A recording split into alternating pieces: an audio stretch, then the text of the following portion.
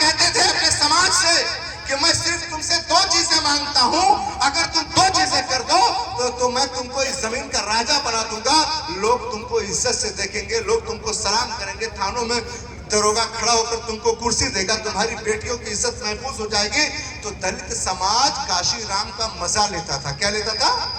मजा लेता था। जैसे आज हमारे कौम के कुछ लोग सपा बसपा का जिंदाबाद करते हैं और डॉक्टर अयूब का मजा लेते हैं, ऐसे लेता था मजा। कहता था काशीराम पागल हो क्या, हम अछूत हैं, हमारा छुआ कोई पानी नहीं पीता है और आप हमको राजा बनाने की बात कर रहे हो, कहीं पागल तो नहीं हो गए हो।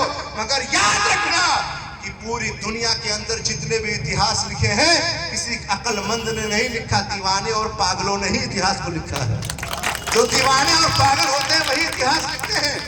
काशीराम को उनका समाज पागल कहता था, तो वो बार बार कहते मेरी दो चीजें मान लो, मैं तुमसे कहां तुम्हारी जमीन मांग रहा हूं, तुम्हारी जायदाद मांग रहा हूं। जब वो समाज थक गया, समझने लगा यार काशीराम हमारा पीछा नहीं छोड़ेंगे, पूछ लो क्या चाहते हैं, आखिर पूछ ही लो।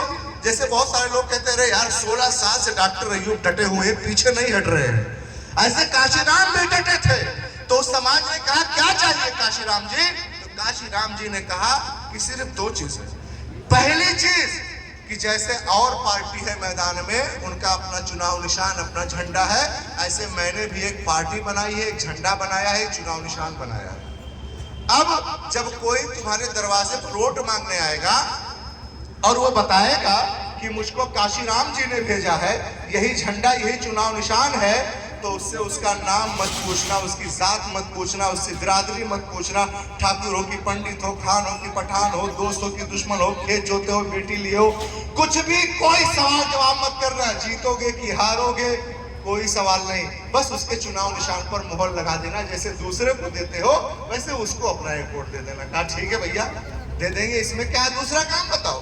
काशीराम जी ने कहा दूसरा काम ये कि मैं जानता हूं कि हैंड टू माउथ हो, रोज खाते हो, रोज कमाते हो, तब खाते हो, कभी साल में 6 महीने में 2 साल में जब तुम्हारे पास ये पैगाम पहुंचे कि फला मैदान में काशीराम जी आ रहे हैं, तो एक दिन तुम ठाकुर साहब के यहाँ मत जाना, चौधरी साहब के यहाँ खेती करने मत जाना, एक दिन की छुट्टी ले लेना, चवन्नी टन्नी इकट्ठा कर लेना, गांव की बैलगाड़ियों को सजा लेना, घर की औरतों को बच्चों को इकट्ठा कर लेना और आके उस मैदान को भर देना जिस मैदान में तुम्हारा बेटा काशीराम आएगा।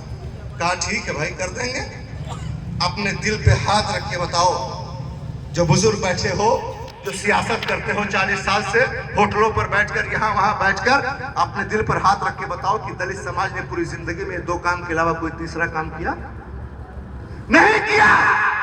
जिसको भी मायावती ने अपना उम्मीदवार बनाकर भेज दिया, चाहे वो लालजी वर्मा हो या चाहे नसीमुद्दीन सिद्दीकी हो, अपना झंडा देखा, हिंदू मुसलमान दलित पिछड़ा अगड़ा नहीं देखा, चुनाव निशान पर मोहर मार के भेज दिया। और जब मायावती काशीराम ने अम्बेडकर मैदान में बुलाया तो भर के अपनी ताकत का एहसास करा दिया। तो ही काम तो किया, तो ही काम किया ना। पहले चुनाव में जीत नहीं पाए, कहीं 10,000, 5,000, 6,000, 8,000, फिर चुनाव लड़ा, कहीं 10,000, कहीं 15,000, कहीं 20,000। जब 20,000, 25,000 वोट उस समाज को मिलने लगा तो खान साहब का दिमाग काम करने लगा, पठान साहब का दिमाग काम करने लगा, मुगल साहब का दिमाग काम करने लगा, अंसारी साहब का दिमाग काम करने लगा, यहाँ तक कि पंडित जी का भी दिमाग काम करने लगा, ठाकुर साहब का कि अरे जिसको हम दलित को क्या समझते थे, ये तो अक्लमंद हो गया, ये सब कुछ मेरी बात मानता है, मगर वोट सिर्फ अपनी पार्टी को देता है, वोट सिर्फ अपनी पार्टी को देता है, तो क्यों ना इसकी पार्टी से ही टिकट ले आऊं। 20,000 दलित हैं विधानसभा के अंदर, अगर टिकट लेकर चलाऊंगा तो 20,000 दलित आंख मूंद के अपने झंडे को वोट दे देगा, 20,000 अपने समाज से ले लूंगा, विधायक बन जाऊंगा। यही तो आया दिमाग में। तो अच्छे अच्छे खान साहब, पठान साहब, बड़े बड़े लोग अटैची लेके पहुंचे कि नहीं बहन जी के पास?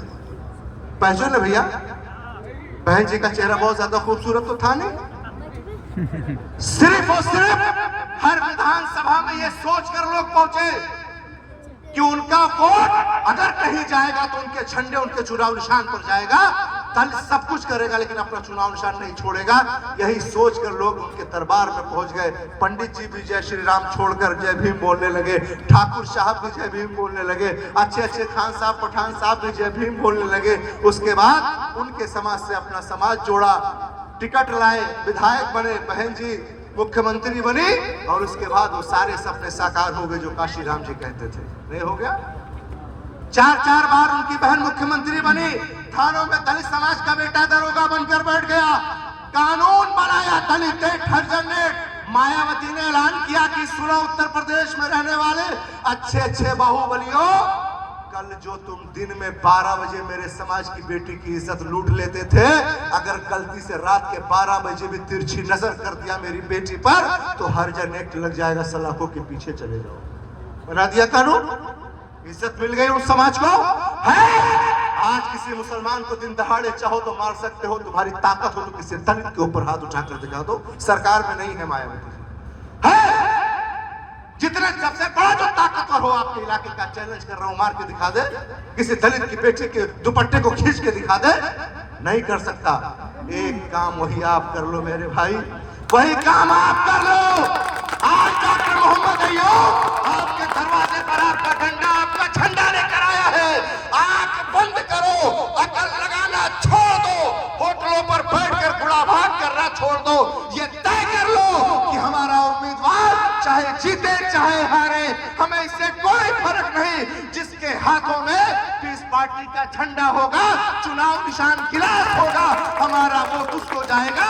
यही अगर आपने कर लिया तो 2027 आपका हो जाएगा, आप ताकतवर हो जाओगे। यही बताने के लिए आया हूं, अपने कायदे मोहतरम को सुनना है। बहुत बहुत शुक्रिया। पीस पार्टी जिंदाबाद, डॉक्टर अय्यूब जिंदाबाद, आप सारे लोग जिंदाबाद। अल्लाह हाफिज।